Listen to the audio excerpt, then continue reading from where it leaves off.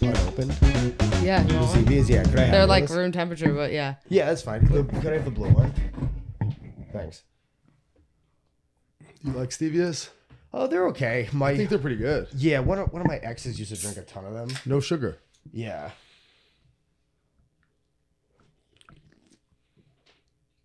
Good. Okay. Back for another episode. This week, we have one of our very good friends, training partner, one of my favorite follows on Instagram, Robert Degle. Robert's black belt in Jiu Jitsu. He's one of the most active competitors that I know, probably the most by a far. And he's really become, it sounds like crazy to say, but a world-renowned instructor. I mean, you travel all over the world teaching. Because it's crazy to. No, I mean it's such like a verbose like thing. I'm a world-renowned. But people say that all the time, and they're not. You're a world-renowned BJJ instructor. Yeah, I guess literally by definition, right? Because like I've been to Asia, Europe, and the US, like all over, all three places, like quite a lot. So I guess, yeah, literally by definition, yeah. Yeah, world renowned. But specializing in leg locks. What did you do for Thanksgiving? Anything? So my family's mostly in North Carolina, so I didn't do anything. I trained, and then I didn't say you were training. Yes, you did. Yeah, I was at Sarah's. Were you? Yeah. I was there the whole time. Pretty much the whole I trained time. with him. Okay, if you say so. No, I believe you. Yeah. So did you do like a turkey roll post? Turkey. Oh no, I didn't even. I made a post, but I didn't even acknowledge that it was Thanksgiving. I actually forgot that it was Thanksgiving. Yeah. That's how like I'm in camp, so like our family all lives far away. So since I'm in camp, we didn't, to go visit them. It takes like 2 or 3 days off of training in the midweek. So we stayed and trained, but we always get a kick out of people that post like no days off, savage. Oh, even on Thanksgiving, I'm like, well, you weren't there the last 3 days, you know? So like, what's the point of that? We always laugh. It's like I think most people flex that. Most people go to the open mat on holidays just so they can post about it. Yeah. People love doing that. Yeah. Well, I made a post, but it didn't have to do with the fact that it was Thanksgiving. So, yeah. Aside from Thanksgiving this weekend, there was no fights, but did you watch the triad fights at all? I watched like a few clips. I saw Frank Mir get KO'd. Yeah, he got fucked up. But I actually we turned it on like as a joke. Like when we paid for it, you had to pay $2.99 to watch it, $2.99, and I was like, damn, this is a ripoff. Mm-hmm. Like if something's ripoff that's $2.99, it really doesn't say like much. A monster at 7-Eleven for yeah, you'd rather have a monster. But as it turns out, I loved it. I thought it was like really good because it finally, I think it's a good like event or good rule set to have like an MMA fighter fight boxer. But I don't like when a boxer goes into MMA and obviously they're getting fucked up no matter how good they are at boxing. And I also hate when a MMA guy goes to boxing because they're getting fucked up because it's not their sport. This, just the small gloves and the grappling, it really felt like it was like a viable solution to the grappler MMA matchups. Yeah, when it was on Triller. So right away, I think of Triller, I think of like the original like Jake Paul events where, and then you have like Snoop Dogg like smoking a blunt while commentating and all that. So I was like, oh, this is going to be a joke. Then when I'm watching it, and this was their first event, I was like, oh, it's a serious event. Like they had the team MMA versus the team boxing, and them each go against each other. And even like we watched Mike Perry's fight. The guy he was fighting was like really 25-3 with like 18 KOs. I'm like, oh, he's like not just like, oh, I thought he would go against someone that was like 3-0 boxer. I was like, he's like a legit boxer. So you really could see like, and they both had their moments. I don't know. I thought it was pretty entertaining. And I was like, oh, this is like a real, felt like a real sport. Like they really cared. Like he tried so hard to get that. Didn't seem win. like a circus event. But what I want to talk about is, so that I felt like triad is a good solution for the MMA boxing. I can't stand when they do like the wrestling matches because you're a wrestler also before jiu-jitsu, and you follow wrestling. Yeah. I can't stand when they do a wrestling match with a jiu-jitsu guy or a jiu-jitsu match with a wrestler, like Gordon and Pat Downey, those type of things. I can't stand that.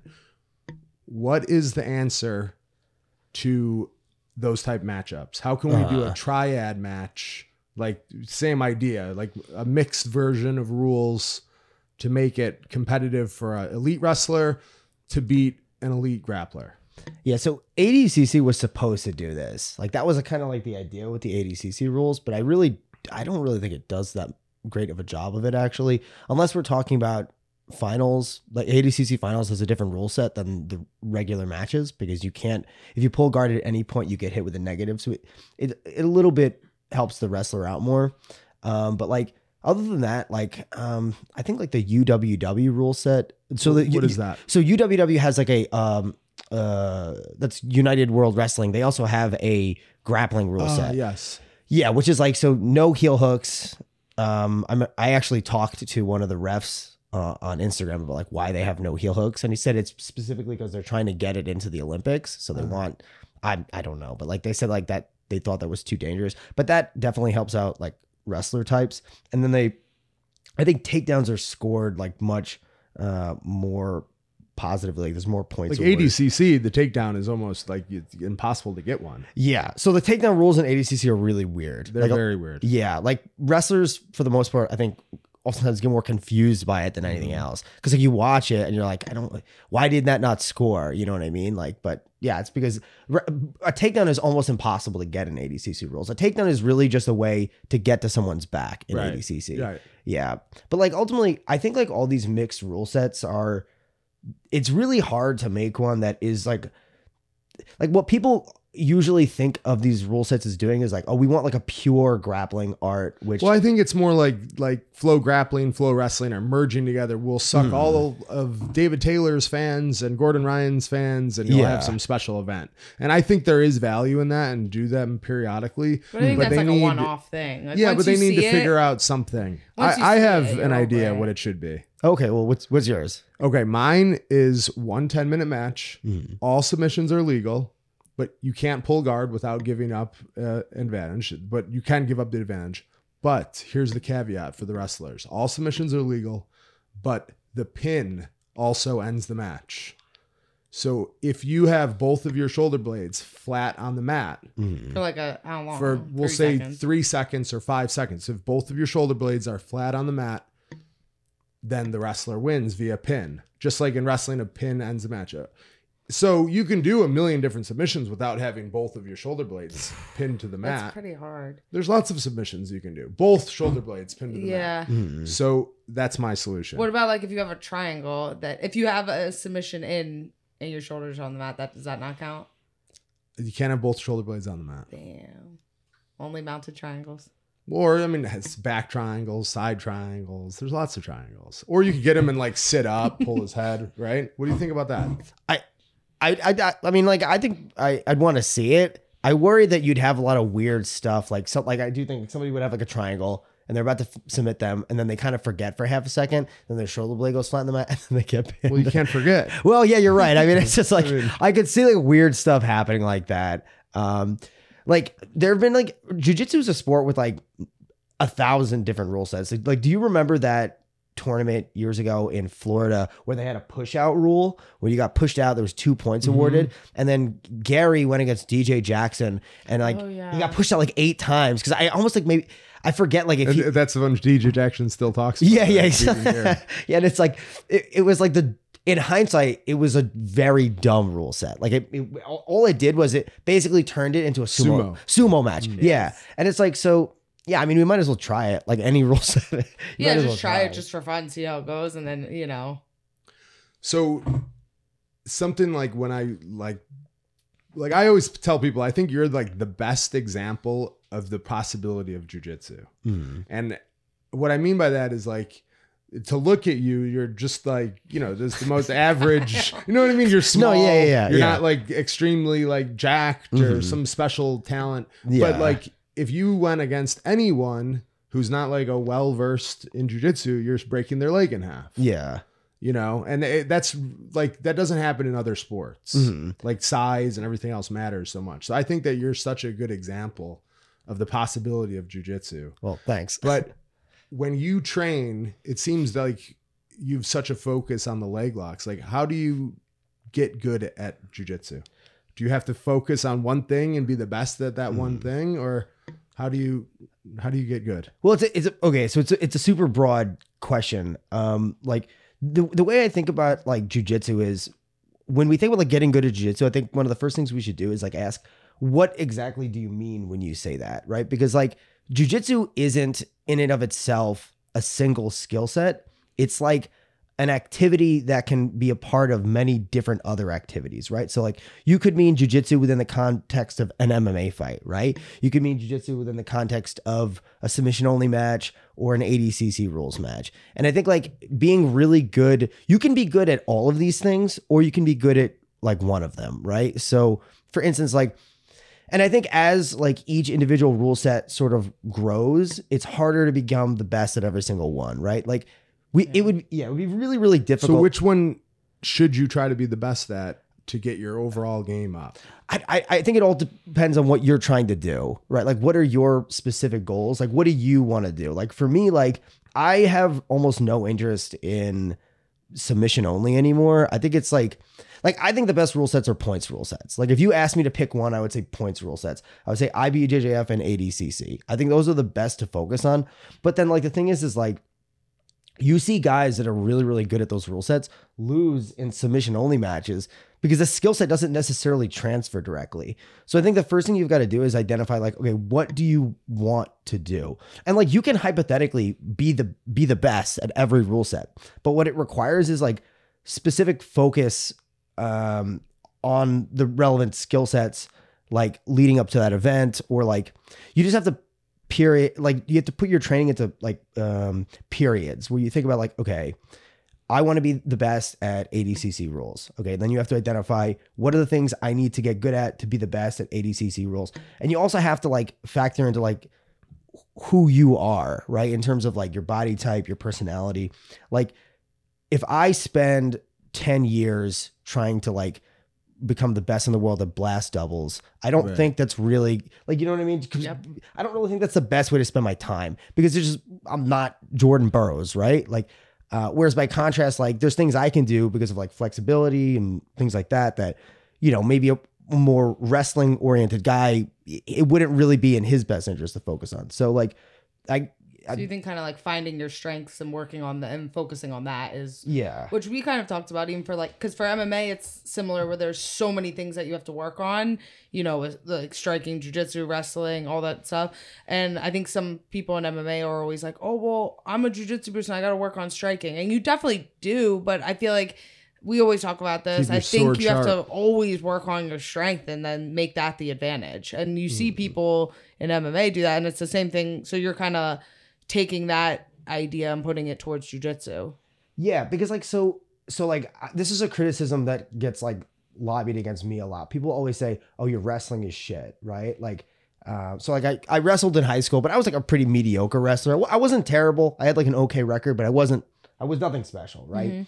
Mm-hmm. And like people always say to me, "Okay, what Robert Degle needs to work on is his wrestling," and like I just think that's like a very like simplistic way of looking at what it is that you need to do to win in high level points tournaments in jiu-jitsu. Like what you need, like one of the most important skills, I would argue the most important skill set in like points jiu-jitsu is your ability to put your opponent's hips down on the mat. And then I would say the second most important skill set is your ability to capitalize upon his defensive reaction once you've put his hips on the mat. So he can do one of two things when you put his hips on the mat. He can face you with his chest facing you, in which case, okay, now he's playing guard, and you don't necessarily need to pass his guard to win at a high level. You just need to be able to stay on top. Or he can turn away from you, in which case you have to be able to attack his back, right? Mm-hmm. You have to be able to, most points in like ADCC, for instance, are scored from back control. That's the highest point scoring like thing you can do. Probably sweeps and gaining back control are the two highest things. So like everybody says, oh, okay, Rob needs to work on his wrestling. But what I think they're really saying without realizing it is Rob needs to find stronger. Well, yeah, maybe that. Yeah. Yeah. Well, I guess on a technical level, it's like I need to be able to more consistently be able to put people's hips down on the mat and then capitalize when I do that. Right. So is the answer just copy and paste? Like just Jordan Burroughs do that? Yeah, of course. But like, does it make any sense for me to try to emulate that? No, I need to find a way that works for me to be able to achieve that. Why do you think jujitsu, I think jujitsu is so much a function of time. Like the more you study it, the more you do, the better you get at it. Just, it's just inevitable. Even if you come from like just, rock bottom, you put enough time in, you'll get like to a competent level, where I don't feel like that's the case in wrestling. Yes. Why is that? So wrestling is a more narrow sport in terms of what you can do. And I think that because you're standing pretty much, I mean, not the whole time, it depends on like which rule set, but like most of the activity is standing. There's more athleticism involved. So I think that you kind of find out faster whether you're going to be able to succeed or not, right? Like you like take somebody, for instance, like Lachlan Giles, who he had like a really long career where he wasn't really super well known. He was in high profile matchups, and then he came out, he completely reinvented his game, and he had like the best performance of his life at ADCC, right? Like it's harder to do that in wrestling, where you don't have like, wrestling is like more narrow in terms of what you're allowed to do. And because so much of it is standing, athleticism plays a much harder. Yeah, I think once role. your athleticism like dips a little bit, it's not technical enough of a sport to bridge those gaps with good technique. You could a little bit, but I think once that athleticism declines, I think that you can't make it up with technique. Where in jiu-jitsu, you could like have a catastrophic flexible. Injury and not able to use your arm anymore and be like, I'm going to figure it out with my other arm. You could be like flexible and be like, or you could be strong and be like, I'm just going to pressure pass, do that type of stuff. Or you could be flexible and do like funky stuff that people don't know how to react to. I think there's like you can have different styles in jiu-jitsu than in wrestling. Yeah. I mean, wrestling, there's only a handful of moves. Jiu-jitsu, you learn there's endless moves. Well, I think in wrestling, like everyone does that. Every match is basically the same. There's gonna be a takedown, an escape, a reversal. Where in jiu-jitsu, some people like start like facing the other way or upside down, or you know what I mean, both their legs over their head. There's like an infinite like possibilities. There's also the fact that wrestling is a sport with a much more like organized competitive infrastructure. So like the athletes all generally know what they're working towards. So you see less, and it's more mature in terms of like the infrastructure of the athletes coming up through the system. So like you all know what your goals are. Whereas in jiu-jitsu, it's like, think about like how I first answered the question, like, what are you trying to do? No wrestler would ever ask that question. You'd be like, oh, I'm trying to win worlds and the Olympics, right? Like it's very easy to say what you're trying to do. Whereas in jiu-jitsu, you have some guys that are like, oh, I want to win EBI. I want to win combat jiu-jitsu. I want to win ADCC. It's like, I just want to get a black belt. They don't care about winning at all. Yeah, exactly. So like, that's a really good point too, because like, so something I find is honestly like a really frustrating part of training is like, so I'm trying to do well in points tournaments right now, especially I want to do well at the West Coast trials for ADCC. There's certain reactions you want to get from your training partners, which you don't always get from like a hobbyist, right? So like, even if when I say hobbyist, I don't mean that they're bad. There's like very good black belt hobbyists, right? Yeah. Who, when you pass their guard, their first instinct is not to turtle up. Whereas in ADCC rules, that's what they're doing, right? So what they'll do is they don't want to get their back taken, because in training, and they want to maybe play off their back, play in guard, where in a competition they're not doing that. Yeah, you have like people much more frequently want to like deny you the points, right? So they turtle up. So if like you pass their guard and then they turtle immediately, there's no points scored for the pass. So they want to turtle up to deny you that and then get away from you. So you don't see that reaction as much in the training room. So like, because of the increased variability of like possible goals and like in all the rule sets, I also think that I think this idea that jiu-jitsu is inherently more complex than wrestling, there is some truth to it, but I think it's not that much more complex. I think it's more so like the lack of an organized competitive infrastructure, which adds all this, like, it's so complex because we don't know half the time. Well, yeah, because is it an explosive sport like in Chael Sonnen's event, there's 6 minutes, or is it 30 minutes like the ADCC finals, which is the highest level? Like where wrestling, every match is 6 minutes. You no matter what, you have to be in shape for 6 minutes. Where jiu-jitsu, sometimes you have to be in shape for 40 minutes and others 5 minutes. Yeah. Do you find it hard with like training? Because you obviously take it, training very seriously. Like you have goals, you have things, I think, you have things that you go in and you're like, I want to work on this. And even just having that focus to like know, all right, I need to get better at this. So in training, I'm going to put myself in these positions or really focus on this in the live go is something that from an outsider, when I go to jiu-jitsu, I feel like a lot of jiu-jitsu people don't do. They're just like, oh, I got a match. And they're like, oh, I want to work on, escaping back. But they don't really like focus on certain things and train. They just kind of like show up for training and do all the rounds and train hard, whatever that means. And that's it. Where like, it's kind of hard too when you're focusing on something and like the people you're training with aren't. It's different with everyone having those different goals. Like I know for me, when I go to jiu-jitsu, I'm like, I'm trying to get a dominant position and hold them and not let them move. And then sometimes when I go with like, especially like if I go with girls, they're probably like, you're just holding me down. I'm like, well, that's what I need to do to get to be the best. Like I need to get better at. I used to just like kind of, flow around and do open guard and stuff, but that doesn't really help me for MMA. So like, it's hard sometimes for me. Like I'm like competing and I'm like, I'm trying to get better. And sometimes I feel like they're like more so, even if they compete, they're there to have fun. And then like, you feel like they don't really want to train with you because they're like on different levels. Do you find that with jiu-jitsu that you're kind of more focused than most of the people you train with? It seems like you're real cerebral with everything. Like you take notes. How often do you take notes, watch film? Basically every day. Yeah. Yeah. So how do you do that? So I'll answer each one at a time. So yeah, so I mean like okay, so like I think like so especially back at Henzo's, I think I'm not so much known as this now, but I was known as like a very selfish. Sometimes I was very selfish, but I was also known as selfless in that I was willing to help people if they asked me questions. But when it came time to roll, I was like unbelievably selfish, which to me that's the time to be selfish as an athlete. Like outside of the rolls, if people would ask me technical questions, I would help them a lot. But like in rolling itself, like I will tell people, no, I'm not rolling with you. Like I'll tell people that are too big. Like people are like, oh, you should roll with guys that are way bigger than you. It's like, well, am I competing against a guy that big? No, then what's the point, right? I relate to that. I'm the same as you. Yeah. I rolled with you once at Henzo's and you just like leg locked me like 45 times in one round. And I was like, okay. And I remember like at one point I like, kind of laughed and you just had like a straight face. And I was like, all right, I'm not really gonna like, and I get it because I'm the same way with it where like you're there to train. You're like, well, you only got 6 You weren't like hurting. You weren't like hurting me, but I was just like, my first reaction was like, all right, like obviously I'm not good at that. Can you like try something different? And I'm like, well, no, we're here for training. You're like, a professional, you're training and that's so I was like, well, I'm not really gonna like go with him because that's what he's working on. That's not what I'm working on. And there's no like crossover. Yeah, and that's fine. And then you just kind of find out who you're working with. But I also like respect that you're like, you're there to train because that's how I feel. If there's like girls I go with and they're like, oh, like they want to like move around. I'm like, oh, I'm just not going to go with you. I have both limited of you guys, time. I mean, you're, the highest level in your sport and you're at the highest level in your sport. Your approach, like, I mean, most people in the class are not like you guys. So you can't train like anyone else. So your approach is completely different than someone who's just going on their lunch break. Yeah. I mean, I tell people all the time to stop talking.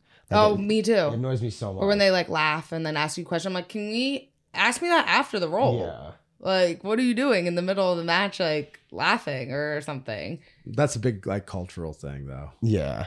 In jiu-jitsu. But he's jiu-jitsu and he thinks that too, Yeah, but your competitor jiu-jitsu is different. Than, than a hobbyist, I guess. Yeah. Because there's hobbyists that still compete, but it's like...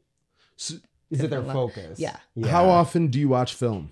So film I watch pretty much every day. Film or instructionals, because like, the way I look at it is like, this is my job, right? You like have a set time, like after training? Or? Well, I try to keep to a schedule where I get up at a certain time. I like to watch stuff in the morning, like first thing when I get up, and then that's like the time where I always watch stuff. But then I sometimes will watch stuff after training too. Like, so usually I train twice. Mostly instructionals or live matches that you break down? Both. Like I like both. I think both have value. If you made me pick one, I don't know. I change my answer always, like which I like more. But like I love watching instructionals and I love watching like actual matches. I think they're both useful in different ways. Like instructionals give you, because I'm also interested just in like how do people think about what they're doing, right? Like, so if you watch a guy compete and then you watch his instructionals, you see how does he think about what he's doing, right? Like what he says may conflict with what he does, and that's interesting to me because at the end of the day also, like I'm a professional instructor. Like I don't make money from competing. I mean, I've made money from competing, but I don't make my living off of Right. it. So I also want to see like, okay, how are people teaching? Like how is what they're saying what they're doing matching up or not matching up with what they're actually doing, you know? So yeah, so I watch both. Right now I'm going through all of the East Coast trials matchups from my weight class. And So you'll go on Flow Grappling and just watch every match. yeah, I'll try to go through all of the matches that happen. Not just the Rotolo brothers, every person in the bracket. Yeah, I try to watch all of them. I mean, what I try to do is I'll write down, like I use like a pen and paper, like I'll write down like the brackets and sometimes it's hard to recreate it, but I try to do my best. And then you just watch all of them because even people that are like not good, like I want to see like, what is the meta right now? Like, what are people doing? You know, like what are people saying they should be doing? And then what are they actually doing? What's working? What's not working? You know what this reminds me of? I was gonna say, isn't this what you said they do for the Olympics? Olympic training they center? do that. They pick out like, oh, in the trials there was people scored with 12 single legs, 8 double legs. So like one fireman's carry. If they only hit one fireman's carry, you know, don't work on that. It's not it's something that's working. But what he's describing now, it reminds me of that show. Remember the chess show, the Queen's Gambit? Queen's Gambit, where yeah. they study. That's how chess people, they study all the old matches. Like he did this move and this move. Do you ever see like how people get good at chess? I've seen like clips from the show. I never watched the show. Yeah, but they study like this person does this move, then you answer with this and this, because each piece is numbered. You know? And be like pawn to queen 4, you know, and then that you answer that with rook 7. To study It seems people's like game, that's like basically. how you're such a cerebral approach to jujitsu. Yeah, I mean it's all like pattern recognition, right? Just trying to like it's like I always tell people like studying jujitsu is not hard. It just takes time, and you need to like You gotta love discipline. it, right? Yeah, it takes discipline for sure. Well, yeah, I mean it takes. Okay, so it's not like when I say hard, I mean it's not like this isn't rocket science. Right? Anyone Like, can do it, but people are lazy. yeah, well, That's what it is. But it seems like don't you have like a degree in like library skills or something? Like, philosophy, yeah. but in something with library too, right? Yeah, so like you're a researcher. Yeah. Like, why? Like you've used those skills, obviously. For to help. sure, yeah. So one of the topics I'm most interested in is information science. Yeah, which, that's what I was looking for. yeah, I think information science is even more. People always ask me about like my philosophy degree, and I think it like has like margin. I mean, it helps a little bit maybe in terms of like being able to think clearly. But I think like I'm also actually still in the process of. I'm not sure if I'm even going to finish it, but I'm doing my master's in information science. I'm doing it online now. You're doing that currently? Yeah. I actually don't know if I'm going to finish it. Why? How much long do you have longer? I have like 5 classes left, but I don't even know what I'm going to do with it if I get it. But Maybe it helps you study jujitsu. Yeah, for sure. But so like the lessons that I've learned from that are like just how to make use of information. Like I think that like, and it's not even like complicated stuff. Like I'll give you an example. Like how often do you hear people talk about a move being high percentage or low percentage? Right. And then what they always offer as Arbitrary, right? yeah, they don't really understand what that means. They just say, oh, I saw it work 10 times. Okay, how many times was it attempted? 10 times or 1,000 times? Because that's going to tell you whether it's high percentage. Right. It's not just how many times. Like okay, I'll tell people like, okay, this is not a move you want to spend a lot of time on. Like, but I saw it work at a tournament. Yeah, okay. It's like, but how many times did it fail? You know what I mean? So like that's another thing that I'm interested in seeing when I watch is like recognizing patterns in what is working, what's not working.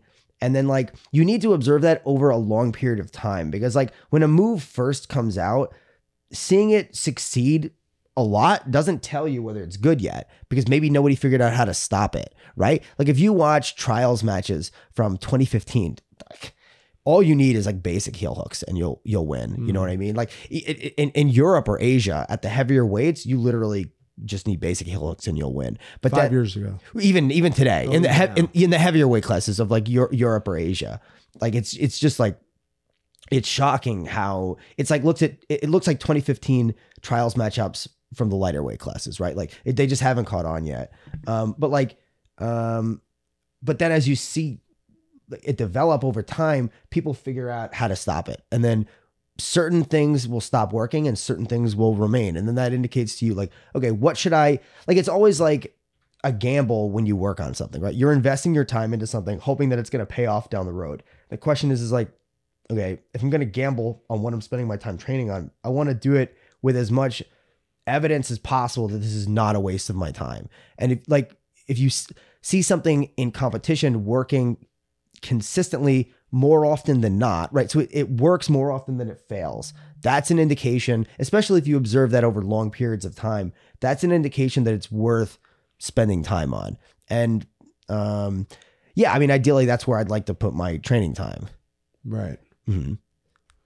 But yeah, I feel like in MMA, you can't have that same approach where you like watch a match and be like, oh, they do this. Because everything is, some people, when you get punched, will cover up with both hands. And then someone else might just run right forward. Well, then like how do it's you, not, there's so many more variables. It'd like, be how hard do you to put study a match into like place that. then with that, like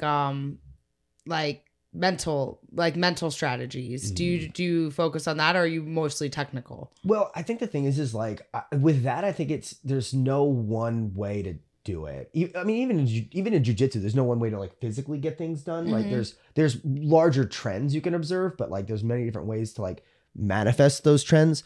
With like the mental side of it, I honestly think there's a million different ways you could probably like approach it. And I used to think there was one specific way to do it. What was that? I used to think like just focus on technique. Don't worry about the mental side of things. But then like I've just seen people do things that like I would say is like stupid, but like they make it work. Yeah. Like I've seen people who are really good competitors who will just like psych themselves up. And confidence is big, right? For sure. Some people would gain their confidence from knowing they have great technique, right? But what's crazy is there's some people that just, you're like, they have confidence and you're like, they don't even have good technique. technique. No, that's what I'm saying. Yeah. Some people are confident just because they're confident, but other people gain their confidence through their training. Right, yeah. There's always got to be a bit of both where like if you are just going in and you're like, oh, I'm just going to win, and you don't train properly and you're an idiot, okay, you're not going to win most likely, right? But at the same time, like, so for instance, like I think I'm guilty of this. I think in the past I've spent too much time, like I almost think too much about technique where it's like, okay, I also just have to go out there and just go, like just attack them. You know what I mean? Like don't, like you want to be cerebral, but you also don't, at the same time, you also want to recognize you're in a combat sports match, right? Like there's a lot of slapping and hand fighting. Yeah. Right? Like you have to be aggressive and just go after the guy. You know what I mean? Like I've had matches that I think I should have won that I got thrown off because like the guy was like smacking me in the face. They're spazzy people. Sometimes are harder to go against. Yeah. That's how it is for me in MMA. Like, you know, I have my coach Mark Henry is often like criticized. He's really into codes. We have codes for everything, and he yells them out the whole time. And people that it's very different than other fighters and coaches. And of course, like everyone just criticizes. You know, they're like, oh, you can't just like. Fighters aren't robots. You can't just wait there for the codes. And I'm a very with striking and stuff, I'm a very technical person, and I like hearing that. And most of the time I do it, but sometimes I don't do it. I still make my decision whether I'm going to do something, or, you know, he might call out a code and I don't feel it, or something's not working and I adjust.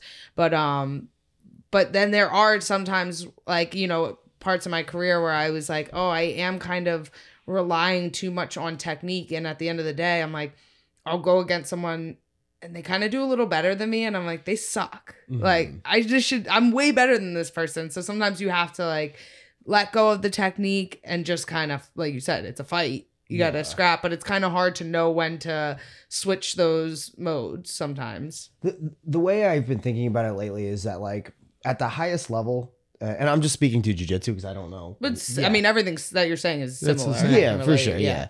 But at the highest level, it's not just about being good. It's about having all those techniques and then being dialed in the sense that you're able to pull the trigger when the opportunity arises, right? Like, so I've watched my 2 trials matches, especially the one that I lost like probably 15 times now. And like, I've thought about like, okay, I should have done this there. I should have done this there. And I have pretty specific ideas about things that I failed to do. And I know what it is what I should have done at specific moments. And for the next trials, hopefully those moments arise and I can do them properly. Now we've known each other now for like years, but I think that I've seen just in like maybe the last year or something, I feel like you've approached like losses a lot different. Like they used to like cripple you. Yeah. But now I feel like well, I did this well or did that well. How much should people emphasize like the wins and losses? I think like in MMA, the win is everything because you only fight 3 times a year. Yeah, and you're paid, and you're getting paid, lots of money. Your pay gets cut in half if you lose. So like, so wins and losses have to be the only focus. Yeah. Where in jiu-jitsu, when you're competing, you could compete probably 50 times in a year. I'm sure, right? You have For sure. Yeah. or more. Yeah. And so how do you approach that now? So Jake Shields years ago, after like one of the worst losses I ever had, this is maybe like 4 years ago or so, at Renzo's, he told me, he goes, nobody cares in jiu-jitsu. Nobody cares about the losses. And he started listing off random jiu-jitsu losses he had that I had never even heard of. Right. And he goes, does anybody remember these? No. And I was like, yeah, but I didn't like, I was Why? like, Just because of how many matches? Yeah. So the thing is for me is like, I care so much about jiu-jitsu, and like, I think it's really hard when you care a lot about jiu-jitsu not to take your losses personally. And like, I think that it's a skill that you can acquire, which I think I've gotten a lot better at, which is not taking your losses personally, which is recognizing that ultimately, okay, like you must have done something wrong. Like, what did you do wrong? Right. Like, and there's 2 ways you can look at that. You can look at that and take it personally and go, oh, I suck. I'm just not good, blah, blah, blah, blah, blah, whatever. Or you can say, okay, I think it's very natural for the immediate aftermath of a match to sting if you lose, right? If it doesn't, you probably don't care, right? Then what's the point? That's why I always think like, be like, well, just go out there, just get a good experience, or like, I wouldn't want to go. I can't, but maybe that's why I never won at the highest level. I cared too much. No. Like, I don't think that's it. No, I think you're right in that. Like, because, okay, I always view this as cowardly when you act like, bro, I don't even care, man. I'm just going to go out there and see what happens. Like, yes, you do. That's a build an excuse before you go out, I think. Of course you care. We notice some people do this a lot. Like before they have a match, like super fight or whatever, they'll really hype up their opponent. Right. I'm facing a super tough world champion, brown belt, blah, blah, blah. And they hype up their opponent. It's going to be my hardest competition. And that's just for like an insurance policy. Like if I lose, it's because of this. Like there's no reason to do that. Like people don't do that in other sports. Yeah. It's just to protect your, well, I mean, like I like respecting my opponents. I don't ever want to like talk down on them, but like at the same time, you're also right that there's this sense in which what you're doing is trying to be like, oh, I only lost because they're so good. Right. I'm good too, guys. It was close, right? Yeah.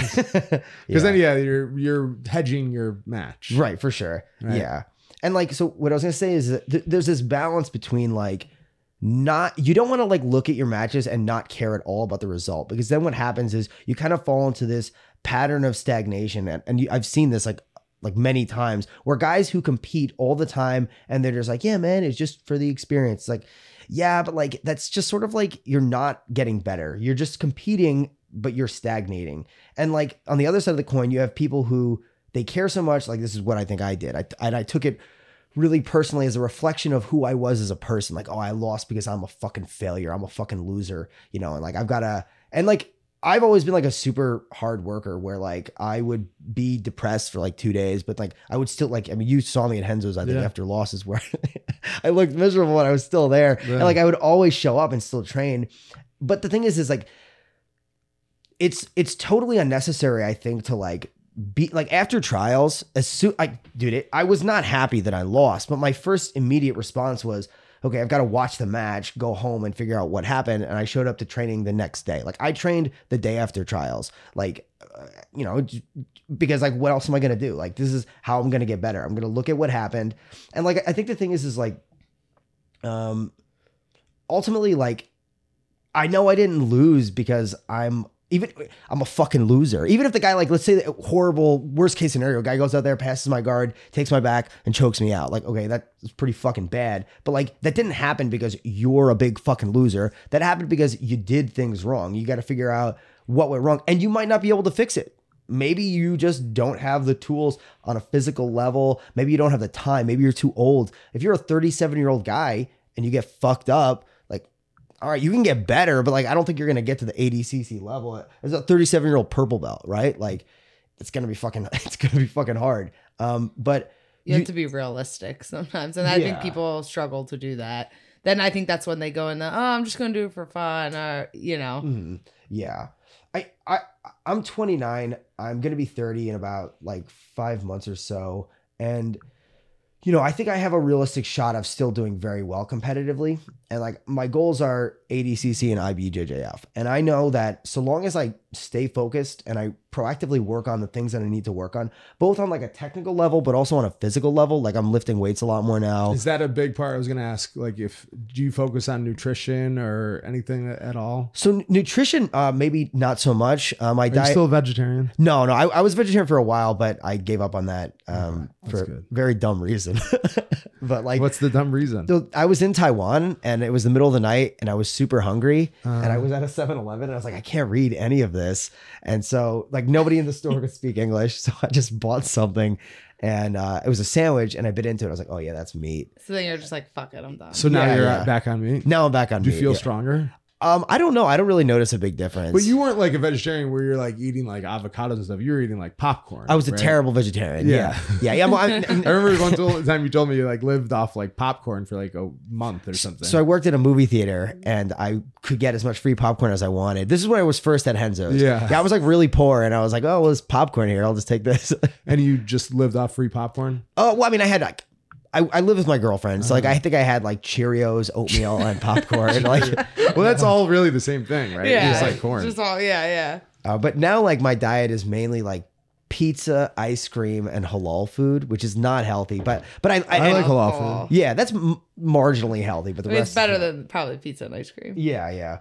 But lifting I take really seriously. But you now. do you think, oh, maybe if I ate real healthy, do you think that has any bearing? I don't know, man. I mean, You feel fine, like training. I think it's harder to focus on nutrition if you don't have to worry about like making weight or cutting weight and that type of stuff, and if you feel fine. Like there's some people that are like, oh, I'm like feel low energy all the time, then maybe they're more motivated to focus on nutrition. Where you have to do everything perfect because there's a lot of weight cutting Well, that's involved. I have to do it just because of the weight cut. I mean, if I didn't weight cut, like I feel good training. No, you know what I mean? I don't have any like, it's not like I'm in class like, oh, I have no energy or I'm dizzy or anything like that. So I think it's hard if you're not cutting weight. So kind of just touched on this briefly, but I want to talk about it anyway, where you said you were real poor at the time, but going to Henzo's. Yeah. So that's something that I think so many people could like relate to. If you want to pursue this ridiculously hard task of being a like world-class world champion grappler, there really isn't any money in it per se in winning matches that you could build your own thing. But I think something that you did, like you went from like eating popcorn to you just kind of like devoted yourself a little bit on social media. I mean, not a little bit, a lot. I mean, you're like a real person on social media now. And now you have like 30,000 Instagram followers and you're doing seminars all over the world. Like that's something you did just to support your habit, right?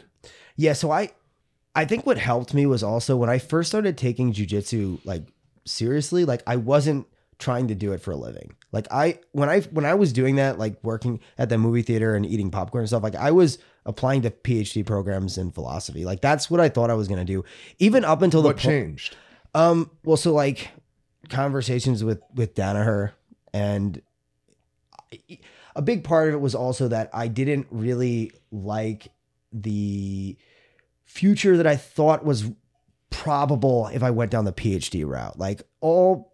Most of the people that go into philosophy wanting to teach it or even just to do research, they think to themselves, oh, I'm going to get a PhD and then I'm going to move to New York City or some other nice city and get a tenured position and be this wise teacher to young minds. When in reality, what you're doing most of the time is you're getting a teaching position at Western Kentucky Community College, and you hate your life and it's miserable. And like I had emailed academics who I really looked up to, who I read their books and their articles, and they were like, yeah, this sucks. Don't do this. Wow, really? Yeah. So then talking to John, you were like, I could do something with jujitsu. So yeah. Like how important is it? Do you want enough money to pay for your jujitsu, or is yes, that your goal right now? Or well, I mean, I'll talk about like what my mindset was then. Yeah. Like, so basically, like when I ultimately made the decision to try to make a living with jiu-jitsu,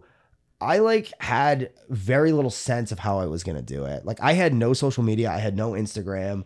I was just training at Henzo's, but I knew that I needed to obviously, my mindset first was like, oh, I'll just win tournaments and then people want to do seminars. I didn't even have an Instagram. So I didn't even know what Instagram was like. I didn't know how important it was.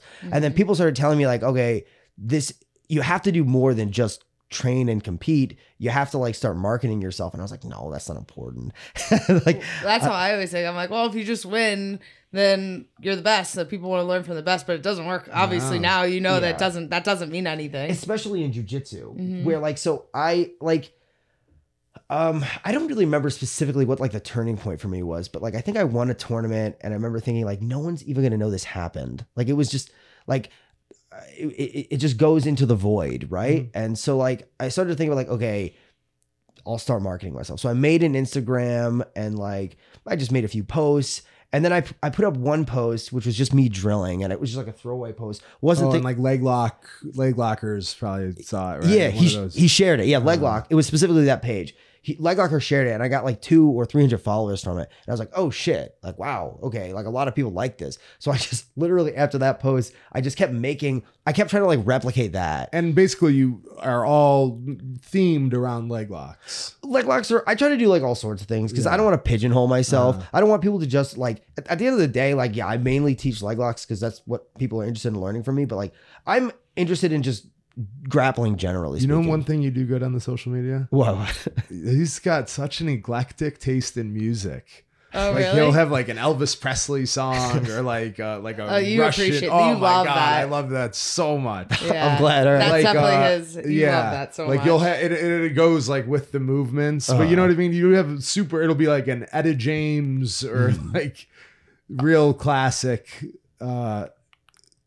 musician. For sure, right? yeah. So I was talking to somebody this morning about this. I have like very little sense of shame and like I have no guilty pleasures. I don't believe in that. I just have things that I like. So like I like NSYNC and the Backstreet Boys. Yeah, I do too. And I also like, you know, like Jimi Hendrix and like the Beatles and like, so for me, it's like, I'll just, whatever music I like that I'm listening. I put up like yesterday, I put up a video with like an anime song in it and people loved it. Like I got shared at a bunch of pages and I was like, wow, people like anime music. Right. Well, then it's more authentic. You know, the people, we talked about this kind of before we started recording. You were like, oh, you have that many followers, you probably get so many messages. I was like, you probably honestly get more than me just because your engagement's probably higher. The people that follow you are really interested in what you're doing. Like, whereas for me, it's like 95% guys are probably just like, oh, it's a girl that's a fighter. Sick. Like, they're just, you know what I mean?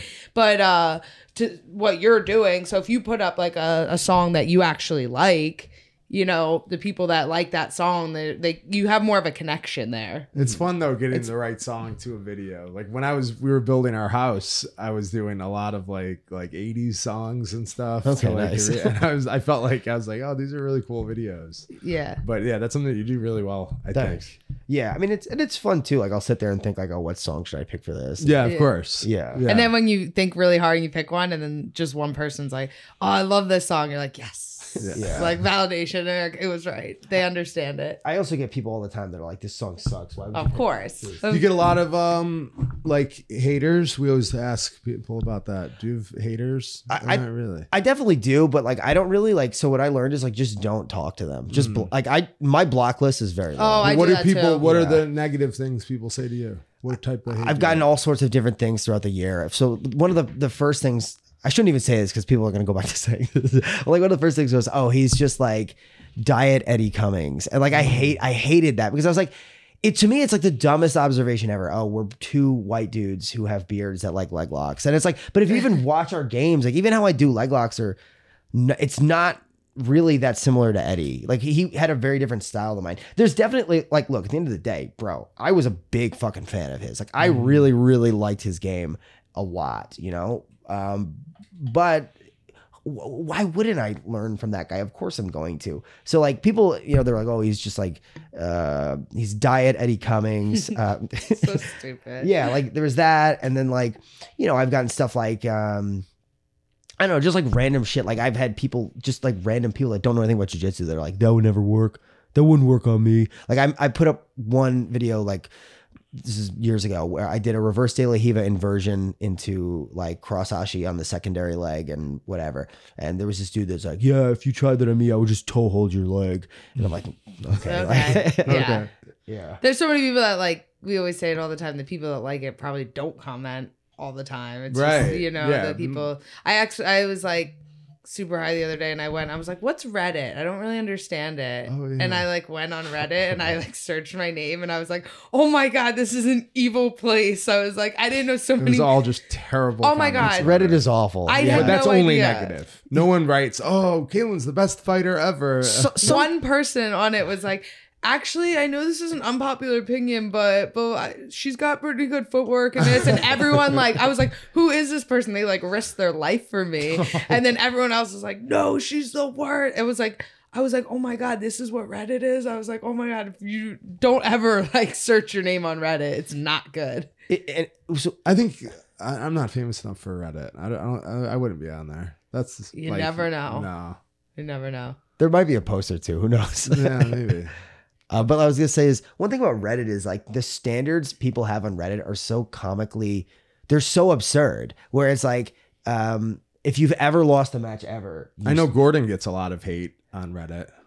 Well, he's yeah. so, I mean, of course, like he's so well known. So the more Yeah. like, you know what I mean? The more well known you are, the more people are going to comment. And obviously he gets like people that, But like you said, if you ever lost a match, like they're You still suck, like yeah. bringing him up like matches he lost like when he was like a teenager. Yeah. Like, and they'll talk about it like forever. yeah. With Felipe Pena. Like, oh my God. It can be okay because the one thing I do like, I actually have a Reddit account and I primarily post on non-jiu-jitsu subreddits, like just like other like Star Wars and stuff, like other things that I like. But occasionally I'll go on like the jiu-jitsu subreddit. So when people do it, they just write like more like you could write a lot, right? Not just It's lengthier than like lengthier, Instagram. Yeah. And it's like, it's the anonymity of it, right? Like nobody knows who you are on the, but people know what my account is. So I'm not anonymous on the, if I post something, people can go and find out what episodes of The Mandalorian I liked. You know what I mean? If they really want to like, but like most people are anonymous on it. And like, there's just like a lot of like weird trollish behavior on Reddit. And like, yeah, I just like, I use it, but I actually just avoid the jiu-jitsu subreddit. Like, Right. I Yeah, don't. That's probably smart. Yeah. I mean, you follow enough jiu-jitsu things, right? Yeah. You get like enough, you can get into a jiu-jitsu hole on Instagram and, you know, to go into that. Although I don't think jiu-jitsu's, I haven't really, I go on TikTok all the time. I haven't seen like jiu-jitsu on TikTok really. No, I'm sure it is. I mean, I think I would have seen it by now. Yeah. I don't think it's like a big community of jiu-jitsu people on TikTok. When you first started training jiu-jitsu, did you think you were going to be an MMA fighter? Because I know you had some fights. Yeah, I wanted to fight, but like I wasn't thinking I wanted to be an MMA fighter. You Like just like jiu-jitsu, you're like, this is cool. yeah, so like I wanted to have MMA fights, but not be a professional fighter. Like I was going to school to become a philosophy professor. Like I was pretty convinced that's what I was gonna do. And you're just doing that as a hobby. Yeah, like I was like a really serious hobbyist. I really liked it a lot. But like I never thought about like, cause like I was like, well, okay, so like to me it seemed like a very unlikely path for me to go down to become like a professional fighter. Like I loved watching MMA, but I was like, how am I, you have to be like so good to make a sustainable living doing this, right? Like, let's say you're like a top 10 fighter, but you drop off after 5 years. Like, how much money have you saved up? Like, what are you doing after that? So I was like, it doesn't seem to me like a sustainable career path. Whereas at the time I thought philosophy can be, but that's hard in its own way. But like, yeah, so I was just training because I loved it. Like, I really liked it a lot. And like I trained more than I probably should have, given the fact that it wasn't like an actual career. Well, it definitely wasn't a career until, I mean, like 3 or 4 years ago when they really since like the EBIs, I think. Yeah. That's kind of when people were actually like, oh, that you make decent money at this. Well, there I were. feel like the EBI events was the first time you thought of it as like a Like that's the first professional kind of grappler. really that I know from, a distant fan of it, that was like streaming. Yeah. People were looking forward to an event and watching it from home. Mhm. I think that kind of like changed it a little bit A and little, made people right? more well known that weren't well known before. Yeah, it definitely blew up the nogi scene. But I mean, there were guys beforehand who like, it's like Ryan Hall was making instructionals and marketing himself years ago before any of this stuff came about. It just made it easier to do. And like, I think that what EBI did was it really raised the stock of nogi grappling. Yeah. Like, Definitely. yeah, like if you look Well, that at, was really like Gordon did. yeah, for sure. Well, it was a mix of things, right? The DDS and EBI was a platform. The DDS, they were the stars who really like they blew up the nogi game, right? Yeah, EBI was designed for Eddie Bravo to build his brand, but really it had kind of like it just blew up Danaher's guys. Basically, yeah. And you had 10th Planet guys like Gio Martinez who blew up because of it, but like the DDS. But the guys, word Eddie Bravo was always around. The word DDS didn't exist until those guys started winning that. Yeah, for sure. And then it like for instance, like what you can do is you can look at the ADCC trials before the first EBI, and then look at the ADCC trials after EBI, and it's like night and day. It's Right. Yeah, it's so pronounced from like if you look at like 2015 trials, and then you look at like the next ones, whatever they were, like it's just so notable how different it was. Well, Like, there would be like back in the day, there'd be like MMA fighters that didn't even train real jujitsu, and they would go in and win. Yeah. And then like sometimes like, you'll hear people like, "Oh, I won trial or ADCC or did well," and it's like, well, 2000. I was like, that was so different, you know? Yeah, totally different. in 2015, there was a guy who was a full-time lawyer who won one of the heavyweight weight classes in North America. That's not even remotely conceivable nowadays. There's Yeah. just no I fucking don't way. think so. Yeah. And it's because of the increased popularity of it, which I attribute mainly to EBI with the DDS guys in it. Yeah. Like that's what blew it up. Like that's like, And I think also is just technology in general, like the like Instagram and flow grappling and like that now is, you know, you see it constantly. Where Yeah. before you had to like order instructionals and right and actually get like a copy. yeah, for sure. It's interesting to think about like what role Instagram has played in jiu-jitsu. Pretty big, I think. Yeah, I think so. Positive and negative. I think there's some bad too, but every Just for like day- wacky moves. Every day I Yeah. go through like people's Instagram stories, I see advertisements from like everyone for instructionals. Oh my God. I mean, yeah. otherwise you would have to look for that to do it. Now, you know what I mean? Yeah. Sometimes there's some I'm like, oh, I'm not good at that position. Maybe, you know, or I wouldn't think to buy an instructional, but sometimes they pop up all the time on Instagram. You're already on it. So it's, I think Instagram has made a big impact. yeah. Like you said, positive and negative. Yeah, the positive is that it's given people like myself the opportunity to like build a brand, right? Yeah. You can build a brand and you can make a living doing what you like. I think the negative is that I think it's kind of like complicated what the negative is. The negative aspect of it, I think, is that it also creates this sort of like constant clout chasing culture. Yes. Yeah, which isn't like, I'm not like, I mean, I think like I post technique videos and I want people to like it and then follow me. So is that clout chasing? Yes. So I guess I contribute to it too. But I guess like, I think that there's like a way to do it, which is like kind of like, Well, you are also giving something. You're giving them a free little clip of technique yeah. to get like, you know what I mean? It's almost like a For sure. trade. It's not Yeah, just yeah. flexing like, look at my medal. Yeah, there's a certain sort of jujitsu guy on Instagram, like a certain like sort of like mold of a jujitsu guy on Instagram who's just like fucking totally intolerable to me. Where it's like if like okay, so here's how I think about it. Clout chasing is fine if you're doing it to make money, but clout chasing for clout chasing's sake, it's like I don't know, man. kinda sad. I think it's just sad. Yeah, it's really sad. I always feel when I see people doing that and feel bad, you know, like there's like, you know, even for girls that are like posting videos, but I'm like, yeah, but they're doing that like and making money on OnlyFans. So I respect good that. for that. But when I'm like, dude, you're not even like making money off of this. So like, it's kind of like lame. You're just doing it for attention, which is sad, you know, and it's the same thing for, you know, anything, whether it's jujitsu, fighting or whatever. We met on Instagram. Oh yeah. Did you really? Yeah. Oh shit. Wow, that's crazy. Instagram love story. Wow. Yeah. Do any jiu-jitsu girls pursue you on Instagram? More jujitsu guys. Just guys? I mean, I've had a few girls like DM me on Instagram, but like, I think it's more so gay guys. Yeah. You get gay guys all the time. For a long time, I was getting like tons all the time. Like I feel like I was on like some like algorithm. Yeah, I was getting like so many, but now I don't get as many. I thought as it was used more to. because of wrestling. Like they would always DM you and be like, "Oh, let me see you in that singlet. That singlet. Can I wrestle you, bro? Can I?" And I was like, "All right." They're kind of creepy. So the guys like you on Instagram? So like they'll hit me up, be like, "Can you choke me out?" and stuff like that. You start to like. Do you ever reply? I always just block them right away. Yeah, I just think it's just Kyle like, replies sometimes. It's fun. I'm like, "Please reply," and then we'll have a conversation. what do you say to them? Well, I mean, it depends what they say. If it's like something like super vulgar, I won't. But Okay. Well, when they're like, "What size are your feet, bro?" and you'll just reply, 12, bro. I just think that's like, I don't know. damn, what size are your feet, bro?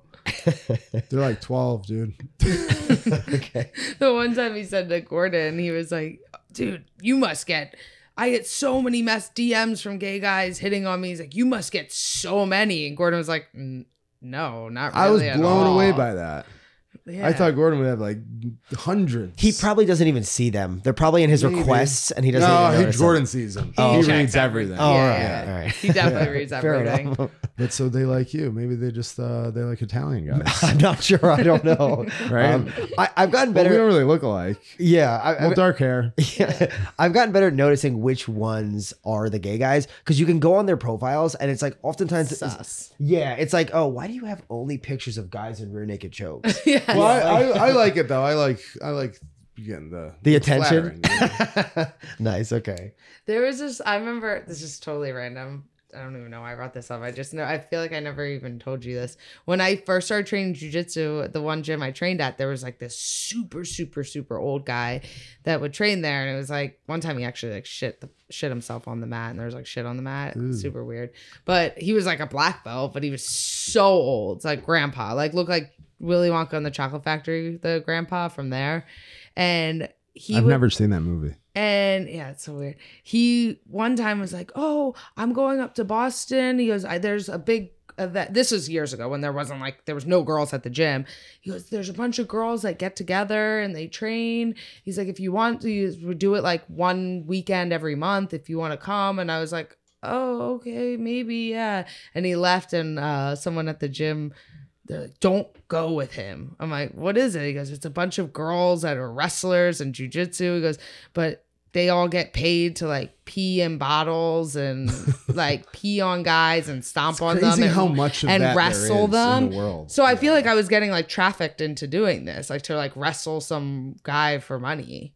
But you didn't go. I didn't go. Well, once he I shit wonder himself, I'm like, how all right, much money.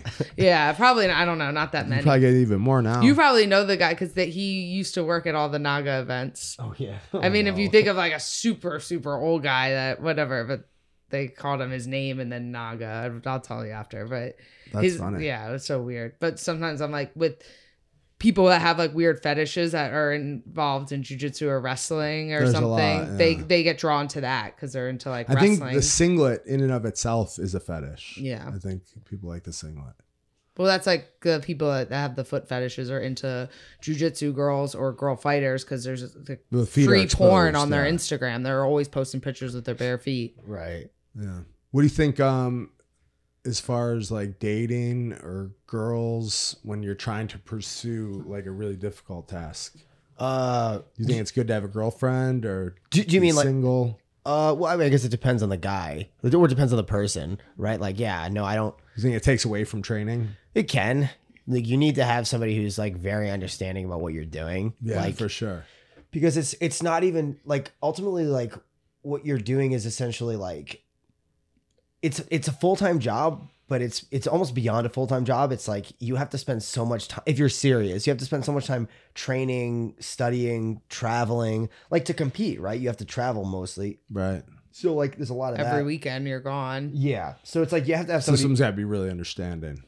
Yeah, I think most really successful jiu-jitsu guys don't have girlfriends. They just kind of, Yeah. hook up on the weekends. Tinder stuff. Tinder, Yeah, Tinder. yeah. Tinder while you're at the tournament. Yeah. Well, if you're Right. traveling all the time too, then that's Yeah, kinda that's easier. good. I think that's probably the best approach. Or you have to date like a jujitsu girl, which you probably then don't want to do that either. But Right. you know, I think dating jujitsu girls usually just leads to problems. It's Yeah. it's Well, bad I'm idea. married to jujitsu. Well, but it's girl. different though because okay, so here's the difference though. You're not. I don't think of you as a jujitsu guy. Do you get what I'm saying? And I'm not a jujitsu girl. I'm just kidding. Yeah. Yeah.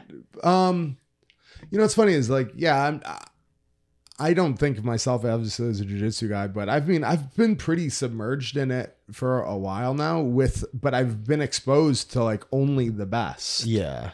So like if I've been at like, I did the Modolfo camp for like, down at the ADCCs with all those good guys. It was like all those ADCC champions and me, remember, you know what I'm talking Yeah. about. Yeah. Right? I've watched the matches. Yeah. But so yeah, I'm not a jiu-jitsu guy, but I've definitely been around it quite a bit. We're not for into sure. like, we're around like Culturally, I'm not. Yeah, we're around like all jujitsu people. Those are a lot of our friends that are super into it, but we're kind of like the outsiders. So it's funny, like when we go to the jujitsu and hear like jujitsu drama, we're like, I don't know, it just kind of seems silly, but we're not really involved in it that much. You're on the periphery. Yes. Yeah. I love to hear the tea, but I don't really, it doesn't affect me. So I used to date a girl who trained jujitsu, but I didn't see it as a problem because I didn't see her as a jujitsu girl in the sense that what I mean is, so she trained at a completely different gym and It was just like exercise for her. yeah, but she trained and she was actually like pretty decent.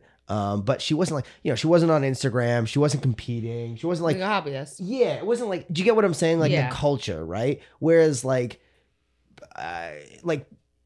I know people, and I don't want to say names, but like I know people who are in jujitsu relationships where they're both people are serious competitors and they're doing seminars and stuff like that. And it's like when the breakup happens, it's like, oh man, it's so bad. Then you got to go to different gyms or someone, Or it's just super awkward. Like it's like dating someone you work with. Yeah. If you worked in an office. yeah, so it's not that inherently like, oh, a girl doing jujitsu is bad or anything like that. It's just that like. You'll probably break up. Yeah, and like what? So in my case, the only reason that I was okay with this because we actually trained at completely different gyms, and so for me that made it like okay, this makes it like way easier. Last thing I want to talk about is in terms of like questions. Then we could, if you have any fan questions, we'll answer. You've changed gyms several times throughout your jiu-jitsu career. Mm-hmm. When do you think you should change gyms? Like what would be a reason you should change gyms?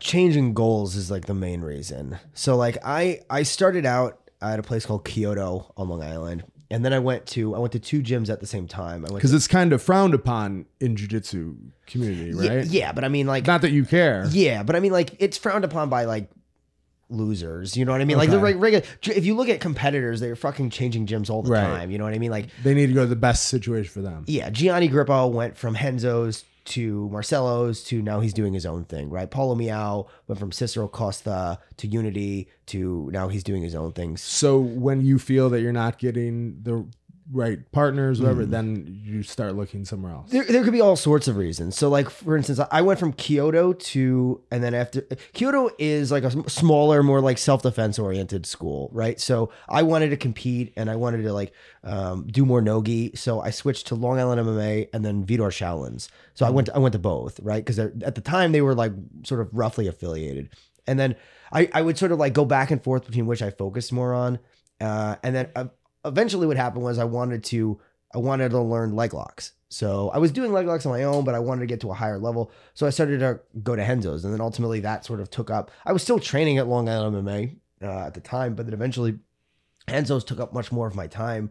And then I was also going to school in the city, so I just stayed there. And it was much more of like a competitive environment in terms of like I was around other like-minded people who who wanted to do this very seriously. Like I had a lot of friends who they were like, quasi full-time grapplers. Like they would work security jobs at night so they could train in the morning and then sleep in the afternoon, right? Like I knew a lot of guys like that. And like, so it's easier when you're around like-minded people to chase these goals, which are like, dude, it's fucking hard when you're doing it on your own. When you have other people around you, it helps a lot. And so, and it gives you a blueprint a little bit, right? For sure. Yeah. Seeing other people like, I when I first came to Henzo's, it was when the squad was just starting to grow in prominence. Yeah. Like I came to Henzo's I know the exact day that I first came. Like 2018. It was before that. 17. So I don't know the year, but it was whenever. So you can look this up. It's pretty easy to find. Whenever Eddie beat Denny Prokopos. So that was at like a Gracie World super fight in California. I was there the next week. Like I remember watching that match and being like, oh yeah, okay, so this is a place I should go down to learn leg locks. Eddie heel hooked Denny. And then I showed up like the next Monday or something. And then I was very, very consistent after that. And like, yeah, like it just sort of snowballed from there where, you know, I went there and then like I was even up until the point when I was like on the team, I was still not trying to make a living with jiu-jitsu. Mm-hmm. Like I remember I had a conversation with Danaher once where he asked me if I wanted to make a living in the martial arts. And I was like, no. I was like, I think I just want to go to grad school. And like, but then obviously like we talked about earlier, it seemed to me that jiu-jitsu would be an easier way to have the kind of life that I wanted to have. You know what I mean? Like have more freedom about where I could choose to live and things like that. Yeah. I mean, through jiu-jitsu, you've gone like all over the world from teaching, and now you know what I mean. That's kind of the same for you with wrestling. Yeah. You had to like go all over. And if you were just pursuing like, you know, PhD, you probably wouldn't have done all that. There's no chance I would have done Yeah. that. Yeah, for sure. Yeah. No chance.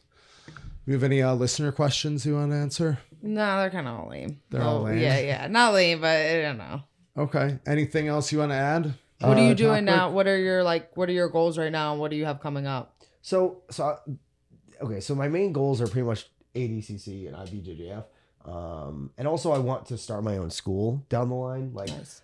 hopefully I'm thinking like 5-6 months from now, start. Really? like, That soon? Yeah. After the West Coast trials, I'm going to probably open up a school. Like That's that's amazing. yeah, that's what I'm leaning towards doing. I want to do it. I'm thinking about Boston right now. I was thinking about doing it in Europe because of like Would you ever want to do one here? nah man, it's in New York. I love New York, like, but the issue with it is like one, it's too oversaturated. There's just way too many gyms, I think. And the second thing is that it's like I've grown up here and spent pretty much my entire life here with a few pauses, and it's like I definitely want something new, you know? Like Right. when I was planning on moving to Singapore, like a part of that was because I wanted something new, right? But I want something new, but like I want something that's close. You did move to Singapore, right? Yeah, for like 3 months. You didn't care for it? Oh no, I love it. It's just like I don't love the government locking down after like 5 COVID cases. You know? Yeah. What I mean? Yeah. So That's not going away though. in Singapore it's not, but Yeah. here I think in the U.S. we're mostly over it. Hopefully, but. Singapore is pretty strict though. Yeah, Singapore's strict, but they're not even as strict as some places like China. China is even worse. Australia. Right? Yeah, I think Australia is even worse than Singapore. It's pretty wacky.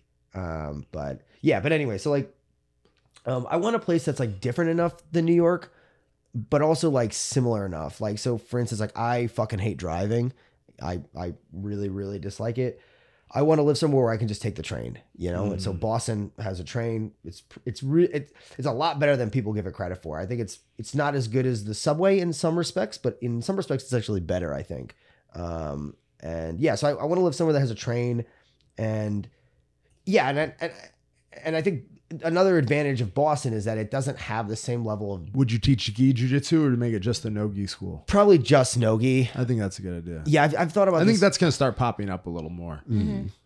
I think so. I think.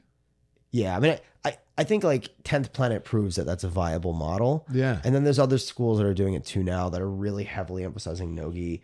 And like, I thought of, I'm not 100% sure. I may have gi classes if I think that it really if that really pulls people in, then I'll probably do it. Just the thing is like, What, you'd start small, like you just teach all the classes so and then grow it? I'm hoping to have like 1 or 2 people to help me out. So right now I'm like meeting people in Boston and accumulating people who will want to train, with my team. But it's obviously difficult because I don't live there, but yeah. But anyway, so like that's the goal. And then, so it's IBJJF, ADCC, start a team, and like, I have to wait until I'm allowed to do IBJJF. So that's going to be in May. So it's, stupid. yeah, it's pretty dumb. But then so basically April is the West Coast trials. So today I actually did this. I mapped out 7 tournaments leading up to the West Coast trials that I want to do. Oh, nice. Yeah, mainly in Texas, Florida. And then one is, I forget where there's like one that's not in Texas or Florida, but like it's somewhere else that's not that far. So I'll be able to drive to all of them or like take short, like to Orlando, like one's in Orlando. I'll take a short flight to get there. That's not bad. So, and I'll be doing those to build up to the trials. And then after that, probably move out to Boston. I don't know though. I mean, like if I've thought about this, if I win trials, like am I going to want to start a school then? Like probably not. That doesn't really make any sense.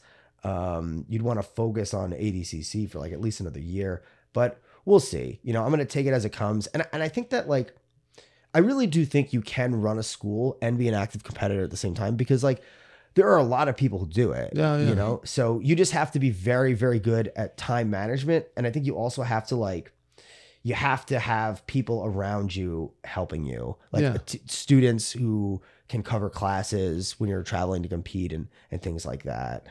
So, yeah, I'm hopefully going to be able to meet people in Boston who will like do that for me. That's great.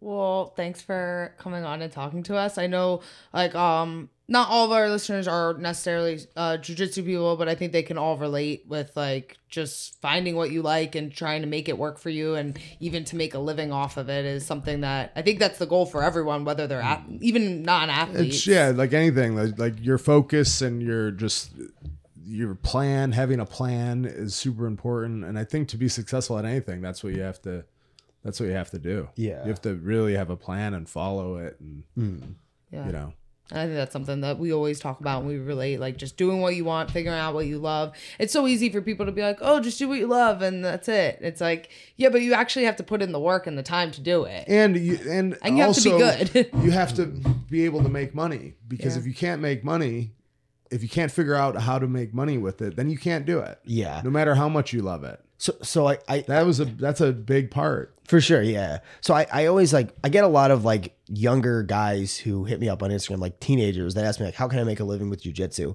And one of the things that I always tell them, and I think this is really important, is to distinguish between what aspects of jiu-jitsu you're doing for yourself and what aspects of jiu-jitsu you're doing for other people. Because it's that second thing that's where you're making your money, right? Nobody pays you. Nobody cares if you win. Like for the most part, winning tournaments doesn't make you money. You're doing that for yourself, right? And you're also doing it to build your brand. But like for dude, there are super good competitors that win a fucking ton of tournaments who nobody knows who they are and nobody cares, right? Of course. You have to also think about like, what am I doing for other people? And that's what you can actually monetize. So like teaching jujitsu, that's ultimately what it comes down to, right? Like teaching jujitsu to other people, right? And having people want to learn jujitsu from you, right? So like if you're just like a super good competitor, but you were completely incapable of like articulating what you're doing, that you're going to be a terrible teacher and nobody's going to want to learn from you, right? Maybe they want to learn from you once, but they realize, oh, this guy sucks at teaching. I don't want to buy Well, then it might just be like, oh, I just want to meet the person. Yeah, and I think you have to be your own way to do it, because I think a lot of times I notice people just try to be like John Danaher. Oh, They try to see that all talk the and time. teach like him. Yeah. And it's like, you tell me like, it's just, you'd be better off just doing your own version of it.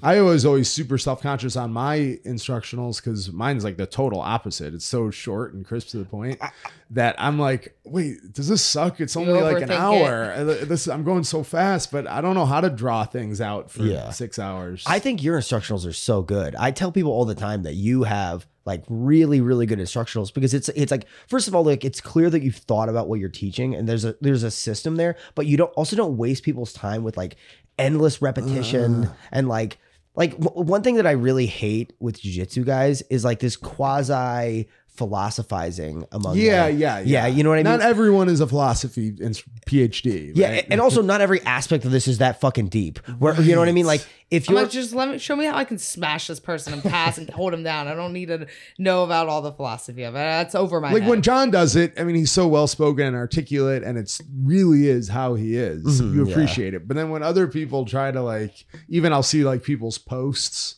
and they'll make a post and it'll be like a Danaher post. It's like someone mid-rolling like, in the gym and then like fragment sentences. Yeah. And Well, the worst thing is like needlessly complicated names. So people will be like, they'll call something like this is the theory of the paradigm of the twisted ankle. It's like, it's an ankle lock. What the fuck are you talking about? Thank you. Yeah, like- I always agree with that. Yeah, it's like paradox, dilemma. Dilemma is like the biggest word.